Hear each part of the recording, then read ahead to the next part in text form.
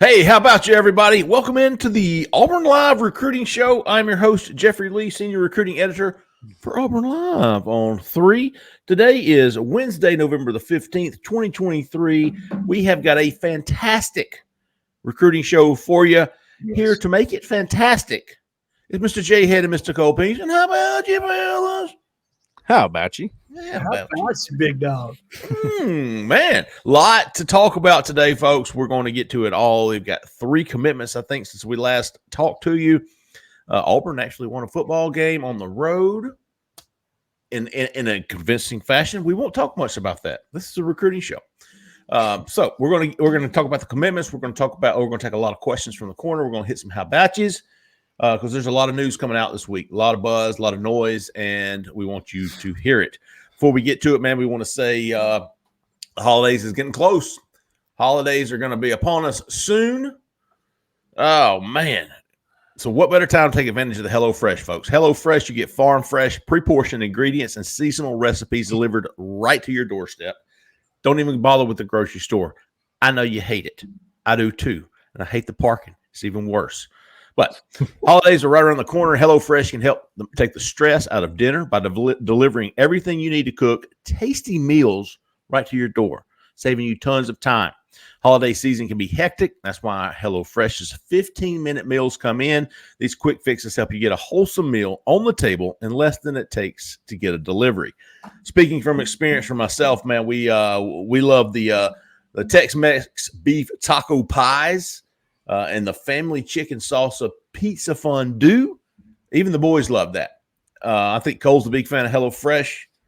Yes, and sir. I have been since I tried it. I think everyone, once you try it, because it sounds expensive to me, and it sounds like, bull crap. Dude, they send it to you, man. It's fresh and everything you need. I mean, down to the damn salt. If you need a tablespoon of salt, it's included, and it's already pre-portioned. Take the dang bag out, just dump the salt in. And they've got a special deal for our listeners, our absolute listeners. Let's see. Go to HelloFresh.com/Auburn Live free. Auburn Live free is your promo code, all lowercase, one word, for a free breakfast for life, dude. One breakfast item per box while your subscription is active. That's free breakfast. I can't even hardly speak. That's free breakfast for life at HelloFresh.com/Auburn Live free. Make it happen. Call to action. Free breakfast for life. HelloFresh, appreciate them sponsoring the show. Fantastic company, fantastic idea, fantastic food. Give them a try. All right, folks, let's recap real quick before we get into the questions. Auburn picked up a commitment on Friday from the number 1 JUCO safety in the country, Laquan Robinson. Auburn picked up a commitment on Saturday. Top 100 player, Jamonta Waller, absolutely the number 1 edge rusher on the board. Flipped him from Florida. Big-time addition there. And then Sunday capped off the weekend with a commitment from 4-star tight end, 2025 kid, Ryan Gee. Cole, is I saying that right? I say G, but I may not be right either. He's told me before in person when he was at Auburn. I think it is G. I have a problem. When I ask for somebody's name, I forget to listen when they tell me. It usually helps, man. It usually helps. Yeah, it happens a lot. Let's see, Jhead. You've been on a hiatus from this recruiting show. Well, no, I've been here. I just went in the call-in, but let's keep it. For real? Yeah. We did last week's on Tuesday, so I can make my flight. Yeah, you've okay. Yeah, All right, we'll start with you. Okay. Talk about Friday, Saturday, Sunday, big additions. All right. So we've talked about needing an impact safety in this class. You have the potential of losing 2 of your starting safeties this year. Jalen Simpson, obviously, to the NFL draft. Zion Puckett has 1 more year of eligibility. He could choose to opt in for his COVID year. He could choose to move on and try the NFL himself. Either which way, you knew you needed immediate help in your 2 deep in the back end. This is a young man that can come in and play right away. He's an enforcer. He's got range. He's got the physicality that Ron Roberts wants at that boundary safety position, and he's even got the versatility to play at the nickel. So you were hunting a big-time safety. You've tried with a couple of guys, Zaquan Patterson. You tried with another young man out of the state of Georgia who's actually still in place somewhat. I don't think the chances are high, but he's still in play. And then you've settled in on KJ Bolden, by the way. Yeah, KJ Bolden. And then you settled in on our JUCO All-American, who, guys, I think he's just a perfect fit for what we want to do. I really do. And he's physically ready to play right away. And then for Saturday, I mean, all I got to say is pass rusher. You needed one. You got one. You didn't just get one. You got a premier one, guys. This is what Jalen McLeod is. He is what Jalen McLeod is right now, but you get him for 3 years, okay? That is, I mean, it's almost the exact same player. I swear if he were 6'5", the kid would be ranked in the top 10 players in the country. But he's 6'1" to 6'2". Doesn't matter. Ron Roberts loves him. He does everything that he thinks he needs to be able to do, from playing in space, change of direction, pass rush off the edge, the ability to drop and cover. He can do it all. And I think he could even play inside if you really needed him to. And with that, I'm going to punt it to Cole, but that's a big time pickup. Yeah, man, Laquan, just touching on him, he's, I mean, look at a guy like Caleb Wooden, okay? And this is nothing against Caleb Wooden. He continues to make big plays when given opportunities, right? Well, he's not the fastest guy in the world. We already knew that before he scooped and, picked up that fumble the other day. He was never meant to be a guy that covers people all the time. Right. But he works in this defense that Ron Roberts, because he has specialty positions for people. And while I do think Laquan Robinson's your boundary safety in this defense, like what maybe Zion Puckett plays a lot, I think he's a specialty guy because you can put him anywhere. He can roam and he can just knock your head off. Yeah. You want him to avoid targeting. That's probably a conversation you have with him because he's that kind of guy. He likes to hit, likes contact. But man, he's got I could just see a perfect role for him in this defense. So I love that pickup. Jamonta Waller, man, that was a big one. And guys, I'm going to just tell you, he's locked in. He's locked in. He is excited about Auburn from everything that I've heard. And, I heard that was going to happen about a week or so before it happened. And he never wavered. He was really leaning towards Auburn, more so on the recruitment of this guy. I think it's very important to talk about the fact that Ron Roberts locked in on him and said, nope, you're not getting away from me. Sorry, Florida. Sorry, everybody else. You will be in my defense. You're the number one guy I want in my defense for an edge rusher. And that really resonated with him, with his family, with everybody. And they made it happen. So credit to Roberts. It was a full staff effort. Even Wesley McGriff, I'm told, in his new role, made a huge impact on Jamonta Waller.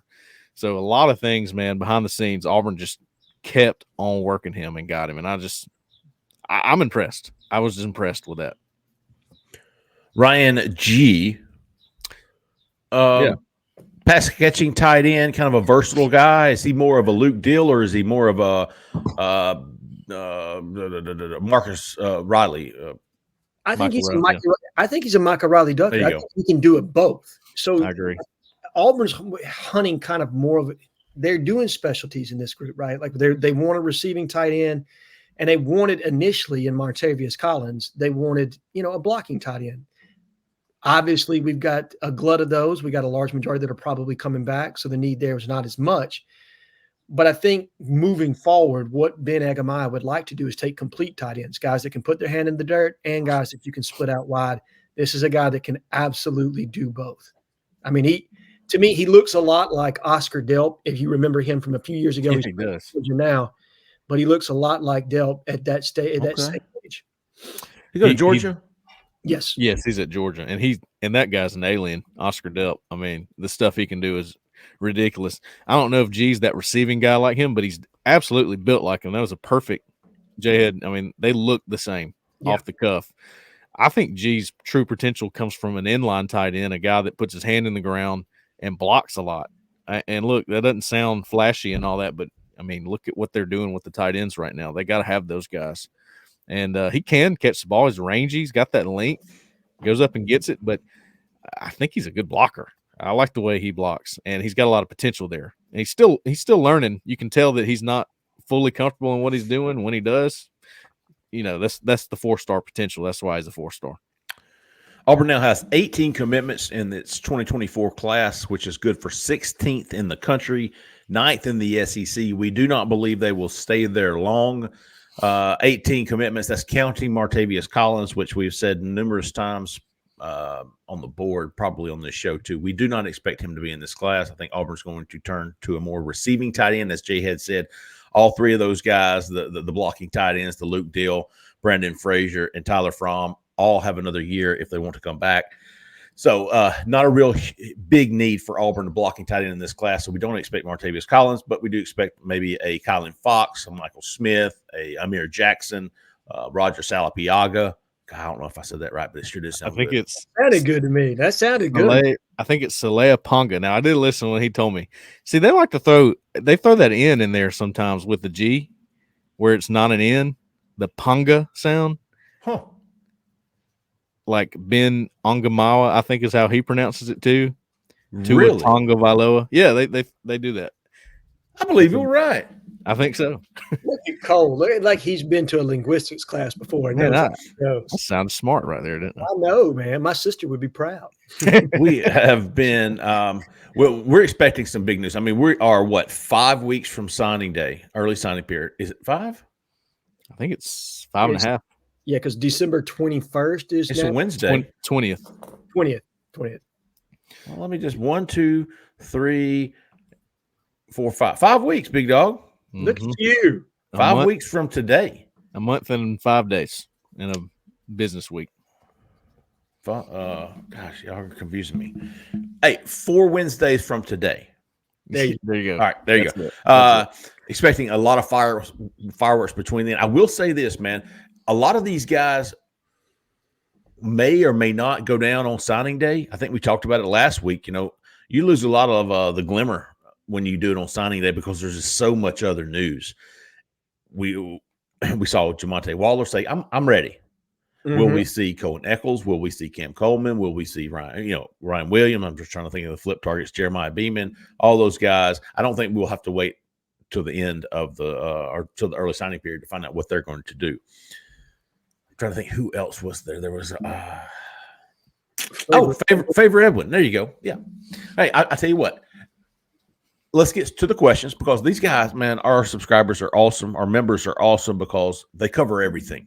Yeah. We don't have to come here and sit and wonder what we're going to talk about because they pretty much tell us what we need to talk about. So let's get started. All right, War Eagle J5. Care to explain the most recent uptick in Coleman's and Eccles' percentage on the hot board? I think I moved Eccles to 60%. I think I've got Cam Coleman at 55.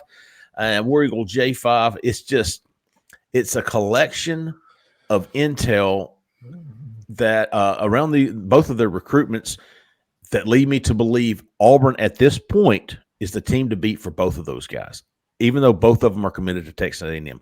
Cam Coleman shows up, was it Monday night or Monday afternoon for a little impromptu visit, and then a lot of buzz coming out of the Cohen Eccles recruitment. I really feel confident in saying I don't know I don't think either is a slam dunk, but I do feel like Auburn's the team to beat.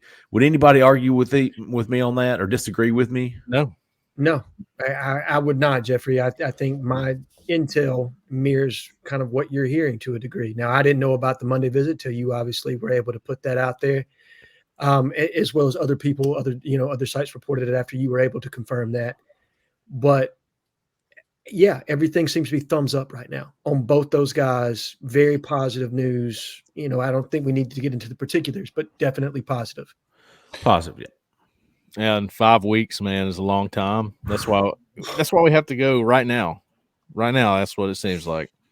It's just part of it because it changes so much. But look, I mean, 5 weeks out, and you got to lead. That's a good place to be, right? The thing about those two guys is Cole mentioned this earlier. He talked about Ron Roberts put his claws in Jamonta Waller. When Hugh Freeze does that, and Hugh Freeze did the same thing to Jamonta Waller. When Hugh Freeze says, I want this kid right here, it's tough. Now, don't get me wrong. He's not undefeated.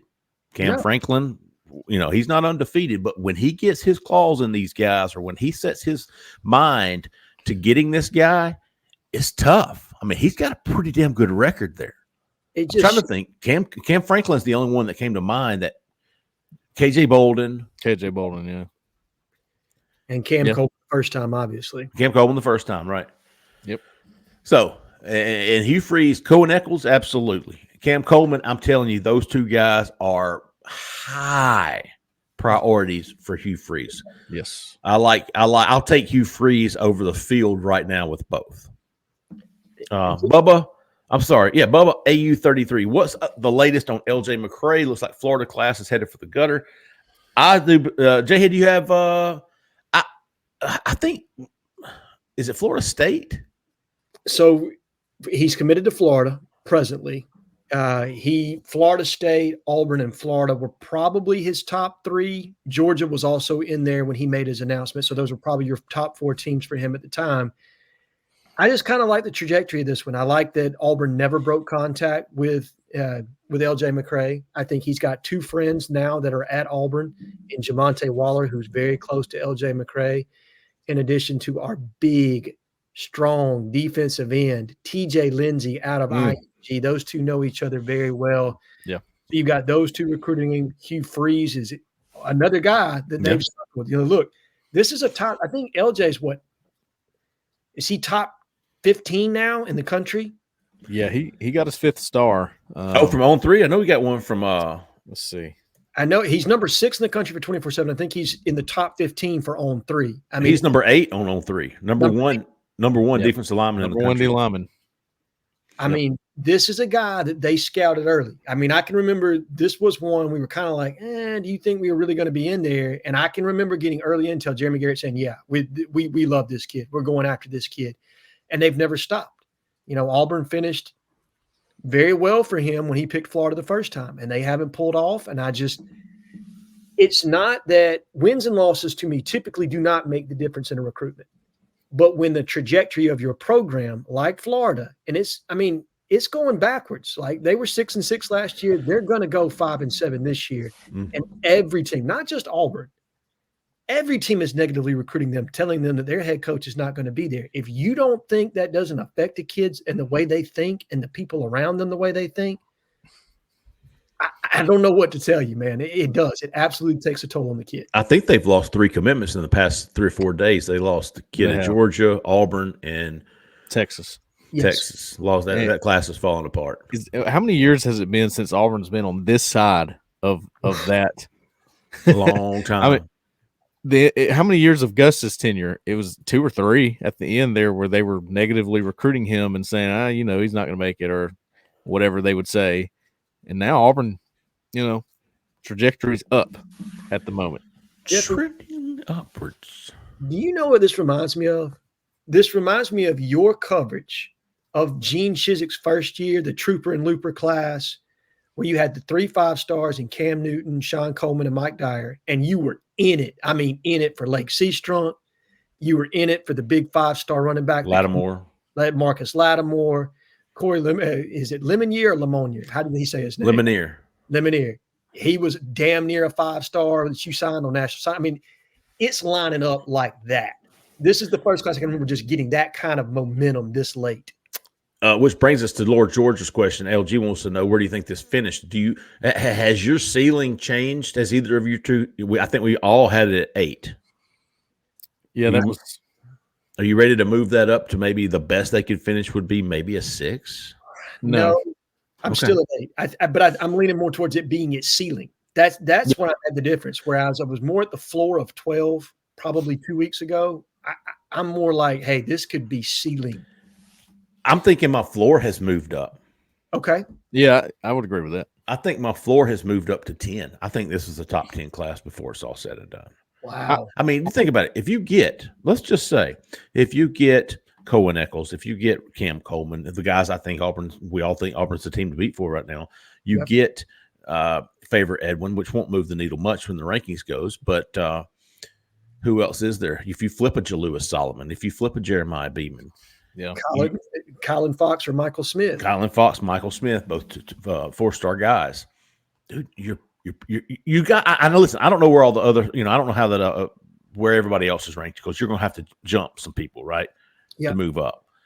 But you got to look at that class, and if they were to get the majority of the guys that we just mentioned, to say that's a top 10 class. I would think it's a top 10 class. I'm almost. I mean, God, dude, if you just get like one of Coleman or Ryan Williams, if you get one of L.J. McCray or Jeremiah Beeman, if you get one of Kylan Fox or Michael Smith, like you have options on the board.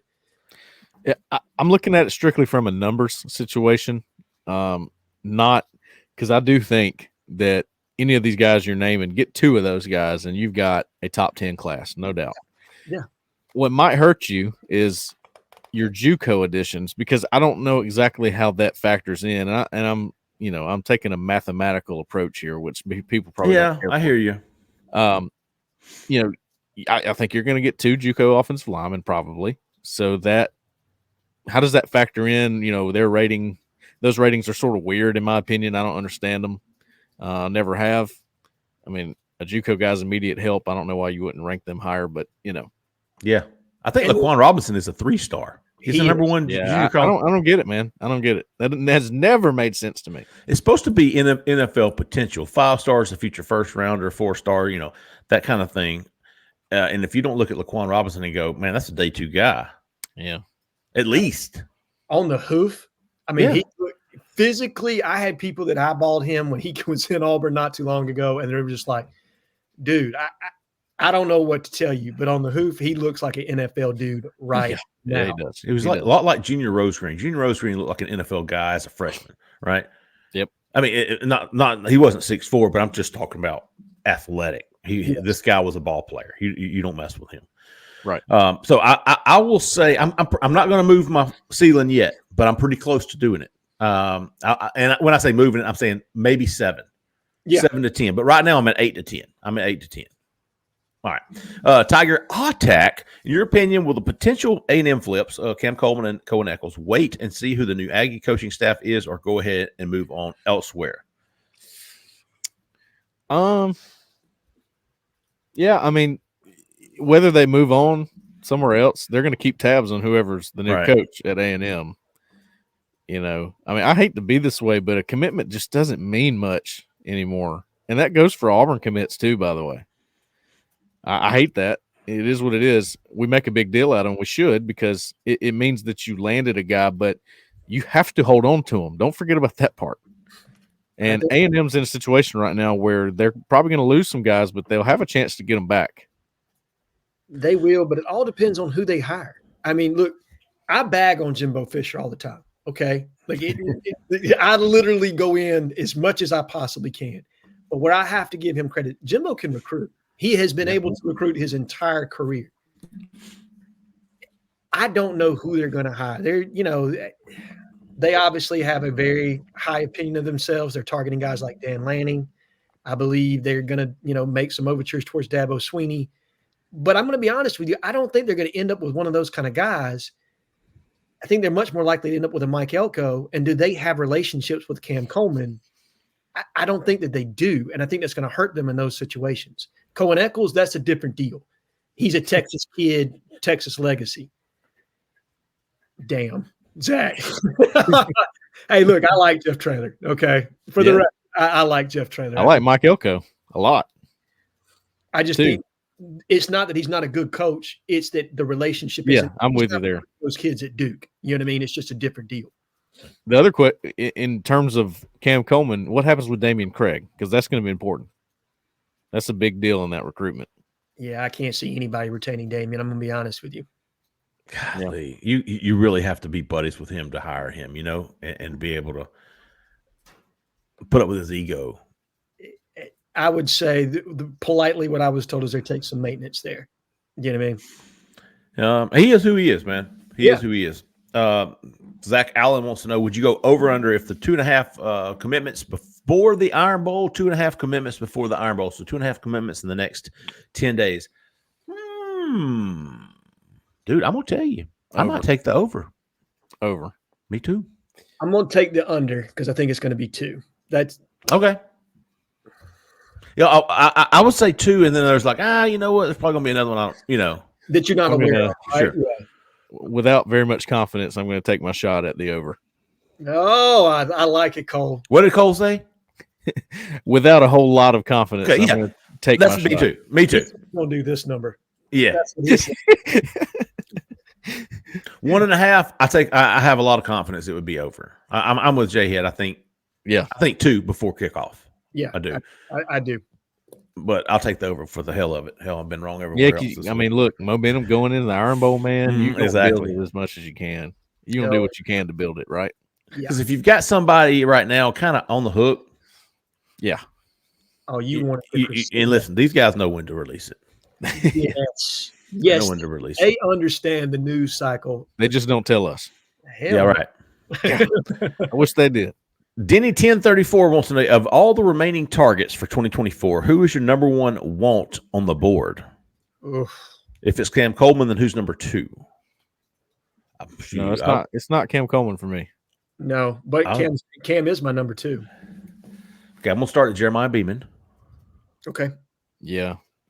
LJ McCray is number 1 for me. Me too, man. I took a look at his clips and I just that kid's got legit. I mean, I think Jeremiah is a ball player. Like, he is big time, but I just think LJ's ceiling is through the roof. I agree. But, and Jhead, you still think, and because I'm not there yet, because I don't have the intel you do. You think you like Auburn's chances better with LJ than Jeremiah?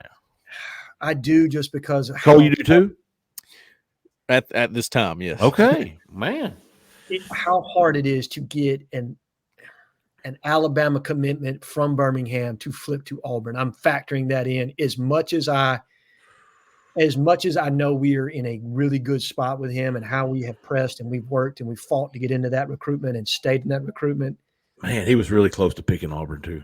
He was. I just think I think the chances of Florida's class falling apart and the way they've worked LJ, it sets up better. I like the trajectory on that one. All right. I'm gonna look into that more, man. I also think that if they're I don't know if they have a preference between the two, but I feel like if they feel like McCray is back on the line, that they'll really put a lot of effort into that. That's my thought on that one. Absolutely. And my number 2, by the way, is not Cam Coleman. It's Cohen Eccles. That's my number 2. He would be in there too. My reasoning for that is I like Auburn's receiver class already.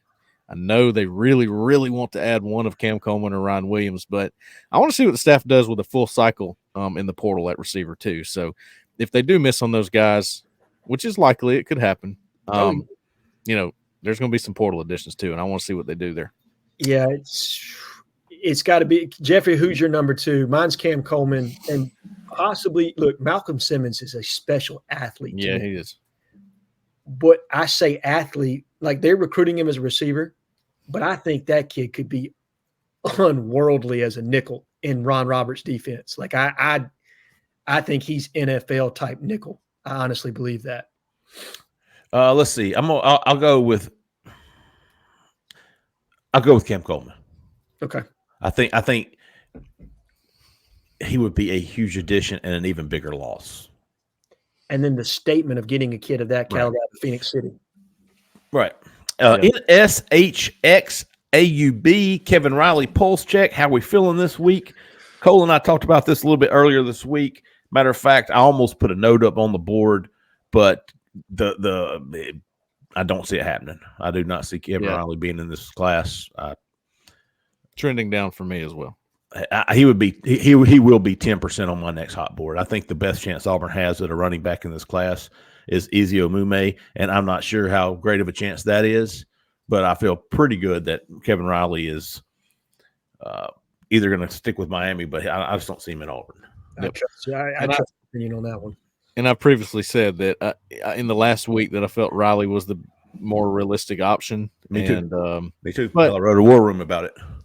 I've learned, we've learned that it just doesn't seem like he's a realistic option.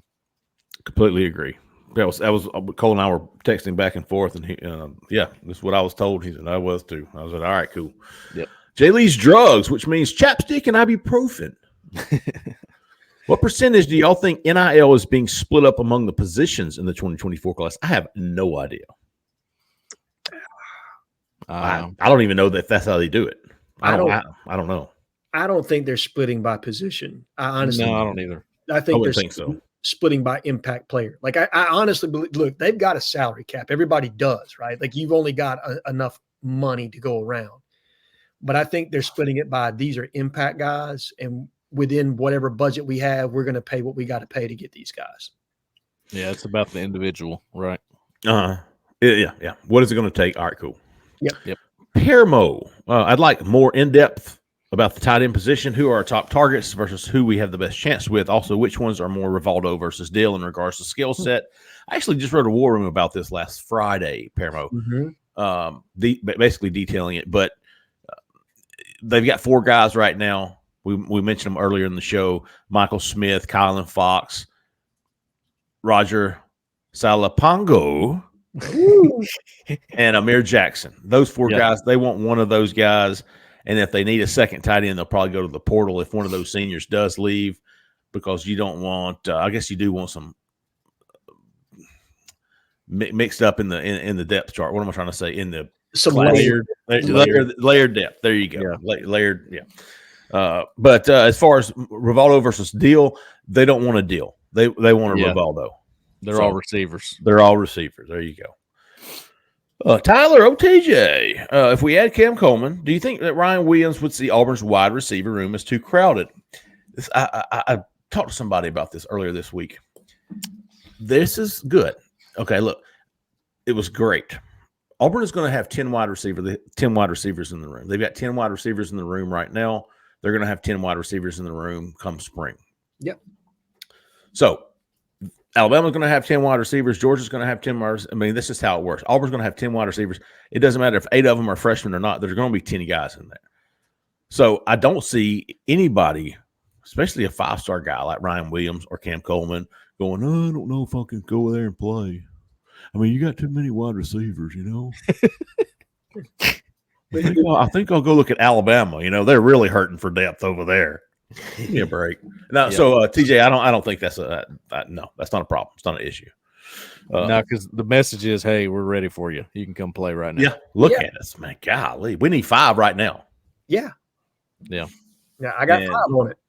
Yeah, but I was looking at the wide receiver room today after I wrote that note down, so to not forget it.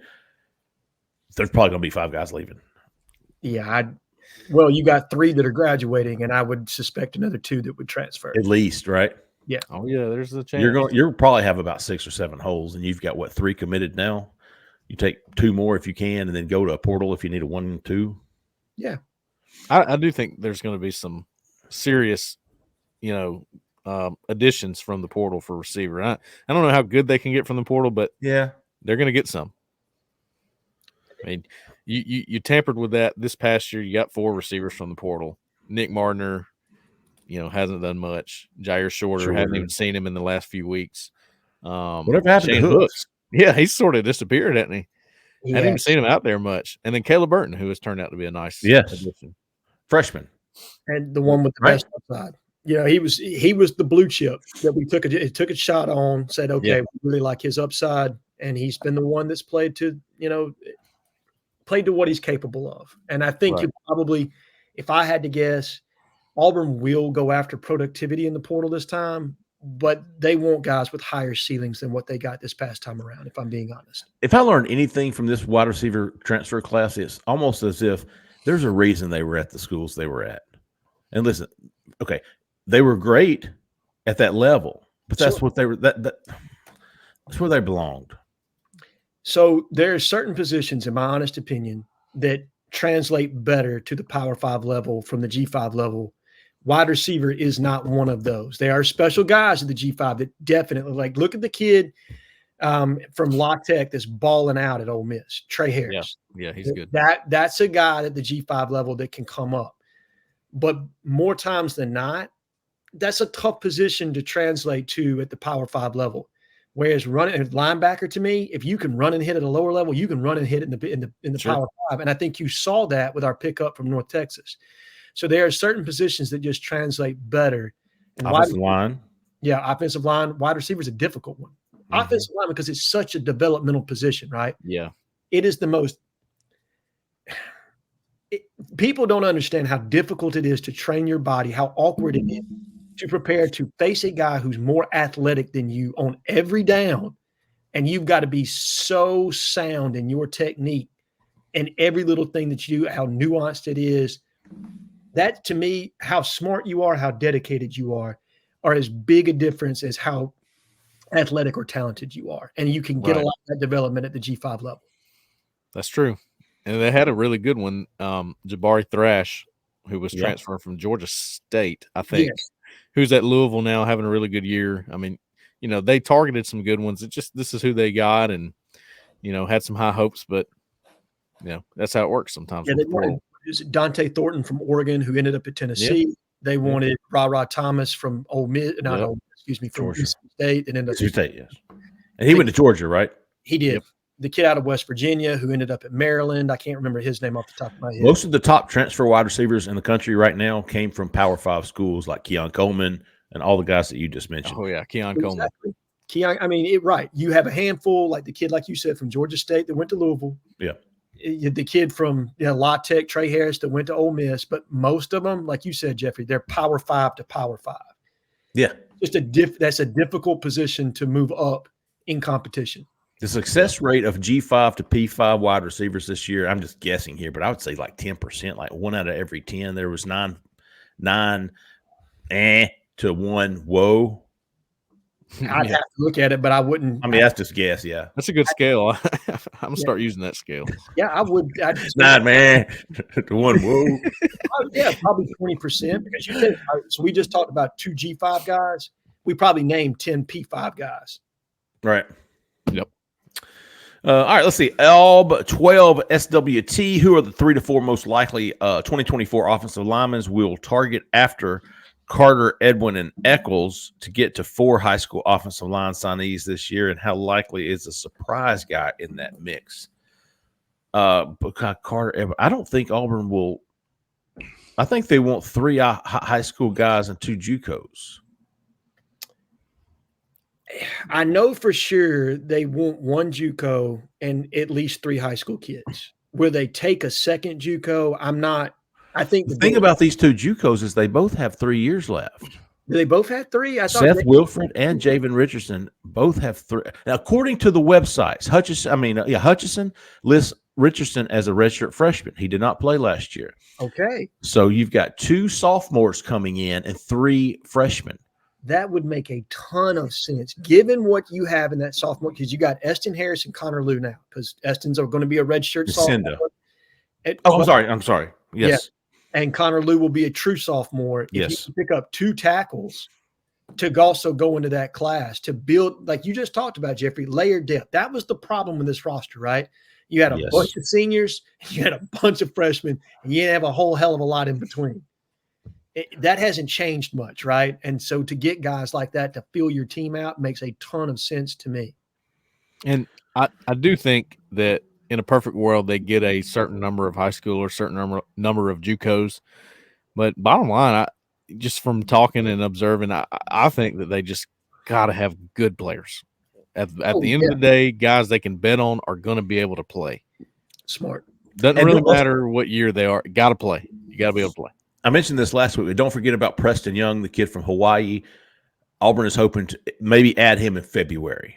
Okay. I mean, is that Rustin? Rustin. I'm sorry. Rustin. That's what I said, Cole. Listen. I've never heard of Preston. Let's see. Austin Faison. Hold on, Jhead. What'd you say? As Preston Tawamua. So you're same island. Preston. Don't forget about him. I told you, Cole. There you go. You just mixing those names, baby. Let's see. Austin Faison. How many recruits will be in the class on signing day, early signing day, and how many of this class will be in the 2 deep come next spring? I think every wide receiver will be in the 2 deep next spring. Yeah. I think guys like. How many will be in this class? I think we were 23 to 25. Yeah. I think 22. All right. So I did my mock class the other day.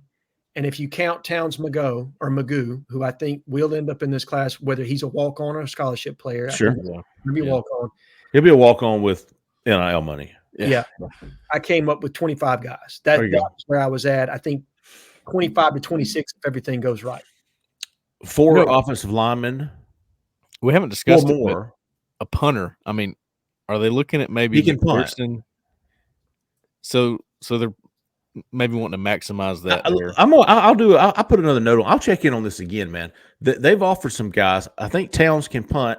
As a matter of fact, I could probably pull this up. I mean, usually, like Aaron Sipos, you remember he left early and went pro, I believe. I don't know if Oscar Chapman's going to do that, but he's one of the best punters in the country, so it's very possible you might be looking for a punter, and that's the only reason I bring that up. Yeah, okay, here you go. Will they add a punter? It depends on what Oscar Chapman does. Right.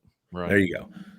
They've got some eyes on. I think now they do have Russo, Gabe Russo from Montgomery Catholic is also on the roster. I don't know if he fits that bill or not. Well, and they've got another walk-on punter. What's the kid's name? Evan. Presently committed. What's the kid's name? McGuire. Oh, it is McGuire. Evan McGuire. It sure is. From Thompson. I believe you're right.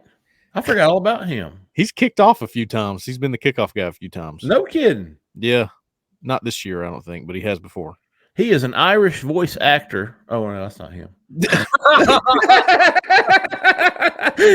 Evan McGuire. Everybody knows Evan McGuire. He's 28 years old. Yeah, born 1995 in Charleroi, Ireland. Okay. All right. So they've got a couple of guys, I think, that have some versatility in that room. But you're right. I do think they want to add a combo guy. And I'm with you, Jeffrey. I think Towns can punt and kick. I think he's a combo guy. But I do think if Oscar goes, they will add a punter. But I'm not going to count the kickers. I'm going to count who they released on early Sunday. So we've got 18 minus Martavius Collins. So they got 17, 4 offensive linemen is 21. Yep. A defensive lineman is 22. Let me stay on offense. 21.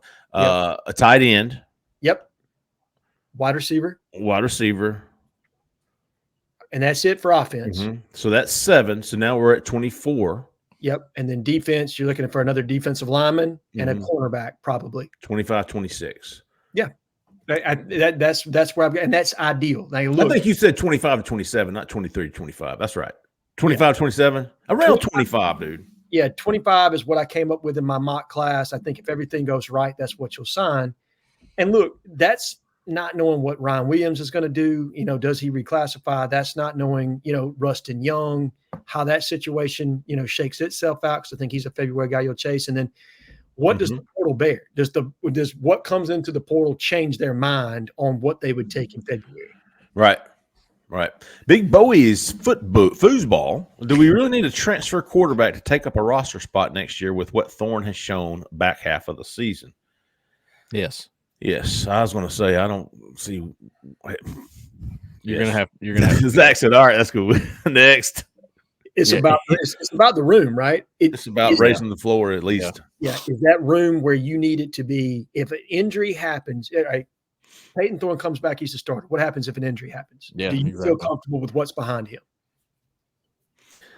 Gardner, the historian, Riddick, DeMarcus Riddick, Jamonta Waller, and Joseph Phillips combined for over under 5 sacks next fall.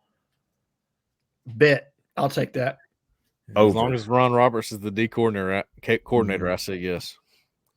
Yeah, because you got to have somebody that's going to play behind McLeod next year. Like you don't have any depth beyond Sings. And they might all come from Waller. There's a very high chance of that. Somebody asked about the 2 deep. I think he's in the 2 deep. Oh yeah, I forgot we didn't finish that question. Well, I don't think a whole lot of them will be, but I do think he will be. Yeah, I mean, who else? It's either to say the wide linebacker, probably. Joe Phillips maybe is the guy. I don't know. All 3 of those guys probably need a minute to get going. I think they need some seasoning. And all right, so Keys is probably coming back. Yeah. Asante's probably coming back. Those 2, yeah. What happens with Wesley Steiner? Does he come back for his senior year? Yeah. I don't know. And then Cam Riley. And then do you pick up anybody from the portal? So those guys, I don't see them necessarily in the 2 deep. I think they'll get on the field at special teams, but I'm with you, Jeffrey. It's the wide receivers and pass rush. Those are the 2 spots where I see guys contributing. And then obviously from your junior college signee, we definitely think he's going to be Laquan Robinson. Which, by the way, and I'll have an article on this. I'm working on this. Did y'all see Bobby Travis in the game against Arkansas? Yeah, I did. Made his first appearance. Had a really nice pressure on the quarterback, actually. Where was he lined up, Cole? Was he at nose guard all the way? I saw that, and I was like, I thought he was like a 3 tech or a 4, but they're playing him at the nose. I think he's their quick nose option. Okay. This is our pass rush option because he really looked nice. He got a little spin move in there. I was like, whoa. Yeah. Who was that guy? 97. I forgot about him. I'm not going to lie to you. Let's see. Ghostface 334. Do you see the staff bringing in a veteran corner from the portal to play opposite of Caden Lee? I'm with Cole. Yes, I do. Yeah, you got to do it. You got to do it. 16, Auburn Tiger. Will Braden Jacobs be the top OT target for the 2025 class? I don't think so either. I think it's going to be that dude down in Viger. Yeah, he's number 1. Now, is he a major target for us? Sure. Absolutely. Is he Cortez Smith? Yes, absolutely. All top targets. But that kid who's committed to Georgia, I can't think of his name. Micah DeBose. That's what I said. I'm old today. Yeah, he was going to be there. Let's see. Helena Tiger, is there anyone committed to Auburn other than Martavius Collins that you don't see signing with Auburn? That's a good question. No. Yeah, I think they really love all these kids. I think all these kids are in right now. I mean, anything can happen. People get desperate. It's NIL time. Who knows? You know what I mean? But right now, I feel good about it. Yeah, I don't see any other mutual parting of ways on the horizon. These guys looked at the senior film. There was a purge about 3 weeks ago. Yeah. There was a cleansing of the class about 3 weeks ago after looking at video and looking at needs and who might or might not come back, and decisions were made. I think that was the first and maybe last round of cuts. Yeah. Cuts. And at this point, if somebody besides him leaves, it's probably not something that Auburn wants to happen. Right. I agree. It's a Juice Solomon deal, right? Yeah. Yeah. Jackson Daniel _ don't forget the _ any news on Amir, Zaquan, and LJ? Could you rank 1 to 3 most likely to flip? All right, we talked a little bit about each before, but let's rank them most likely to flip. I like that game. Amir Jackson's committed to Florida, Zaquan Patterson to Miami, LJ to Florida. Rank most likely to flip of those 3, I would say is I go LJ. I'll start at number 3 and say Zaquan. Yeah, I was thinking Amir. Oh, really? And that just shows you how difficult those 3 are going to be. I think there's a big difference between 1 and 2, 3. Like I think LJ is a real possibility to flip. I don't really see the other 2 as possibilities to flip, if I'm being honest. Yeah, tight end is interesting. I mean, it depends on how that plays out. I don't think they get to Amir. I just don't see a Roger Salia Ponga. I don't see him being the guy that they get. I just neither. No. So that leaves you with 3 if that's the case. What happens with the other 2? Colin Fox, I've gotten, mixed things on him. I don't know what to think there. Process of elimination brings you down to Amir Jackson and Michael Smith. Now, Colin Fox could happen very well, but sure. You see what I'm saying? I don't know how hard they're going to push for Amir Jackson. And I think if they do, they're going to have a shot. I would agree with that. I think you're also going to have a real shot with Michael Smith, given what's going on at South Carolina right now. He's a mystery, too, because I haven't seen him in person. I haven't seen him at Auburn, so it's weird. I don't know what to think on that one yet. Michael Smith. Well, let's see. Big Baller 23, don't like to speculate, but if a coaching change was made in December, where might we see it and how would it affect the current commitments? I don't see a coaching change. Oh, he's talking about like a position coach. I'm not going to speculate on that. I made a post on the board saying it wouldn't affect it. Yeah, I don't think it would affect it, but I'm not going to speculate on anybody leaving the staff. Bonus. Oh, this is a good one. Trash Panda wants to know favorites. Thanksgiving side. Dude, next week's Thanksgiving. We'll have to figure out what we're doing. I'm going to tell you right now, it's a done deal, son. Dressing. Ooh, what kind of dressing, though? Shit, cornbread, son. I know that dressing's a side. It is a side. My mind didn't go to dressing. I love dressing. I'll eat that when it's not Thanksgiving, especially at Red's little schoolhouse when they got it sitting out there. I'll tear it up, son. They got good dressing? Cole, I bet you're a sweet potato casserole guy, if I'm guessing. I'm not, actually. Are you not? I actually don't like sweet potato casserole. I hear you. Okay. What's your side then? Squash casserole all day. It's my favorite. Are you serious? Yes, sir. I love it. I tell you what, and my bonus counts, right? My bonus would be pear salad. See, pear salad. I like pear salad. Yeah.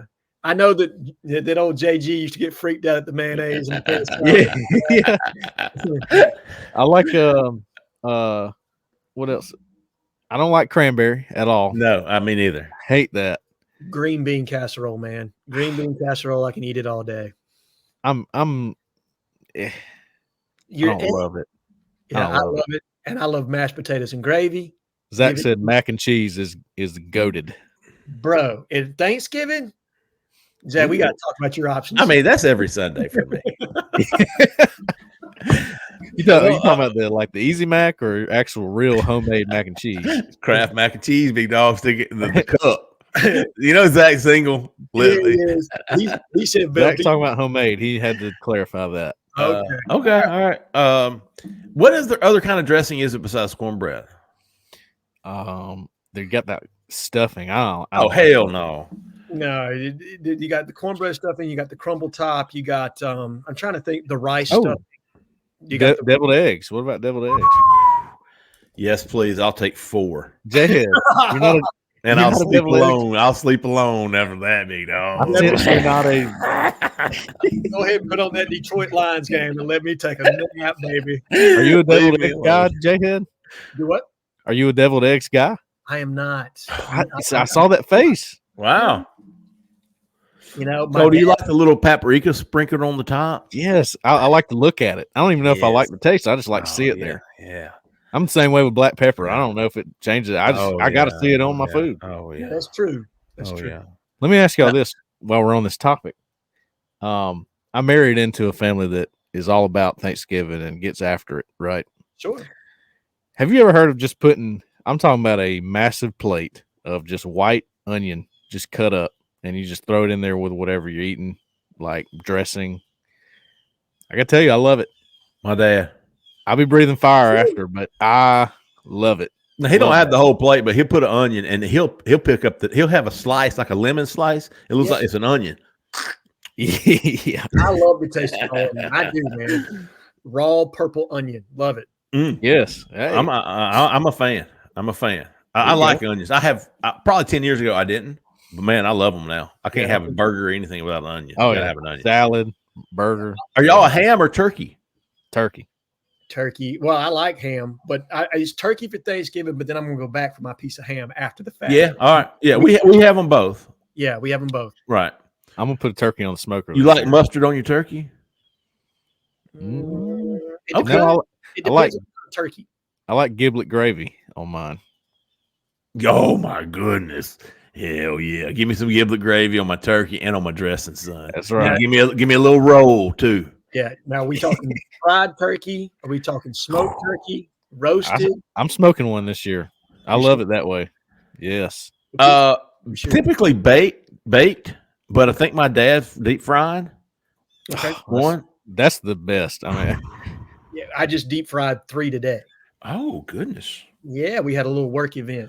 Man, I'll tell you what, we got so many hibachis from last week because I just canceled the show. Not really, but before we do, man, we had an inbox. T. Phillips 1007 was not going to be able to get to the questions from the corner post today, so he wanted to know. He's out in Arkansas scouting for opening weekend of duck season, believe it or not. So let's see here. Can you guys talk about how it would conceivably work with taking the 3 5-star wide receivers?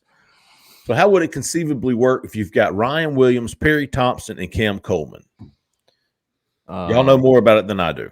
You'd start throwing the ball a lot more. Mm-hmm. That's what would happen. A heck of a lot more. Would they be on the field at the same time? Yes. Hell yes. They all play different spots, right? Yeah. They all play different. Ryan can play. Yeah, Ryan can play on the outside. Ryan can play slot. Ryan can play. And look, I've heard Zach say this before when we've done the call-in show, and I agree with him wholeheartedly. The slot wide receiver is the cheat code in college football right now. You can line. That is the ultimate mismatch to get a slot on a linebacker or a safety. Ryan Williams on a safety is a mismatch all day long. And to have 2 big-bodied physical guys in Hugh Freeze's offense where you know he loves to throw those one-on-ones, I mean, it would take them a while to get up to speed because obviously they're playing a different level of competition. But my God, man. I mean, and I know what you're thinking. Why not just put another DB on the field so he can, cover that guy? Well, the problem with that is then you have a very susceptible box to the run. Yes. And that's why it's very difficult. With two big body guys on the outside, if you lighten the box like that, you're playing with a true 6 and you're getting a hat on a hat. Jarquez Hunter is going to eat, son. That's right. Can you imagine being a DC looking over and having to come up with a scheme to combat Jarquez Hunter, Perry Thompson, Cam Coleman, Ryan Williams? Yeah, I saw Rivaldo Fairweather. Yeah. when Sark had that deal at Alabama a couple of years back. That's what it looked like. Yeah, dude. with Deontay Smith and Waddle and God, Ridiculous. man, the embarrassment of riches they had on that. somebody's going to be open. Yeah, Him and Ruggs. I mean, there's a reason that Tua Tagovailoa was able to throw it for 5,000 yards, dude. Let's see here. All right, let's get to some how about yous. Mm-hmm. Jhead, you've got. Let me come back to me, Cole. You go ahead. Let me pull mine up. All right. Yeah, I can't remember the number I have, but I got a list. Okay. That's not quite in order. Crawdad Man. All right. How about This you, one? Crawdad? The Real Stanzy. The Real Stanzy. Yeah. This one's interesting, but because when he first started, I was like, not sure about this guy. But lately, he's been really funny to me. And I don't know about y'all, but Gorgeous Borges has been funny to me. He has turned the page, hasn't he? Yep. Reminds me a lot of TaylorMade a year ago. TaylorMade's a totally different person now that Brian Harson's not the head coach at Auburn. Well, give TaylorMade credit for calling a spade early. He definitely did. So give me a how about you for TaylorMade. Yeah, Okay. And Have then we seen him lately? Yeah, he always posts. he's in and out. Okay. Calm down, be rational, guys. You know what I mean? Like the voice of reason on the board right now. Yeah. Yeah. And then my last one's Elator. Good one. Elator. I got one this week. It is Cruton Fanga. You want to spell that in there, It is Funny. Crootin. Crootin. Yeah, Fanger. Fanga. Cruton Can you say that all together one more time? Cruton Fanga. Fanga. Lord have mercy. All right. Let's see here. How about you? I got all these from last week. If y'all remember, I had a fantastic and quite eventful week of cornering. Yes. How about you to Chase B, Yes. who led the charge? Chase B, how about you, big dog? And Mace Hemdu was right there with him. So how about you to Mace Hemdu, although he is on a 48-hour hiatus, because I dared him to say something political, and he did. The old penalty box. Got to go. Telling you, big dog, I ain't messing around. How about you to Harley Tiger? How about you to Luke AU? How about you to Teh1? TEH1. You think he Teh1. misspelled the when he did that? Oh, definitely. Yeah, but I ain't letting him off the hook. He was like, just roll with it. Just roll with it. How about you to Baked Ram? Oh, How about you to Bring the Rain? Huh.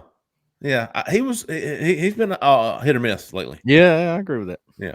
How about you to Y'all Tripping? Cole's favorite. Yeah, I like y'all tripping. How about you to Albies Balls? Oh my God. How about you to the CHF, Coach Hugh Freeze? Welcome, Coach Hugh Freeze, to the board. How about you to War 77 Eagle? How about you to Hammy J? How about you to your mom?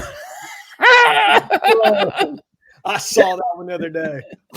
That's great. Oh, That's my fantastic. goodness. How about you to WDE alum 2001? How about you to Mac M25? How about you to Brian 9451? Fantastic poster.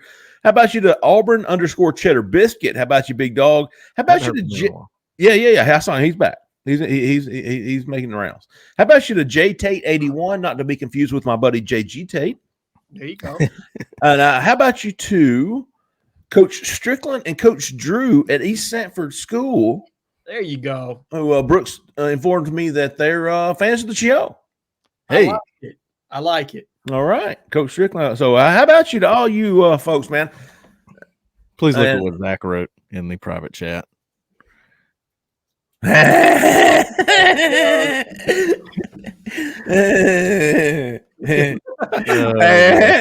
y'all see that folks think I'm Frederick 90? Yeah, they think it's your birthday. Yeah, they do. They think it's your Trivy Donovan account. I've heard a lot of different things. Is it Keith Niebuhr? Is it? It's crazy, man. That whole thing. Oh, all right, man. We're going to cut it off there. Fantastic show. I knew it would be. We appreciate all the questions. And, man, if you haven't already, go Auburn Live on 3. It's going to be heating up even more, folks. Go get your subscription right now for $1 for your first month. Give us a try. You will not be disappointed. And don't forget to go to HelloFresh.com/Auburn Live free to get your free breakfast for life as long as your subscription is active.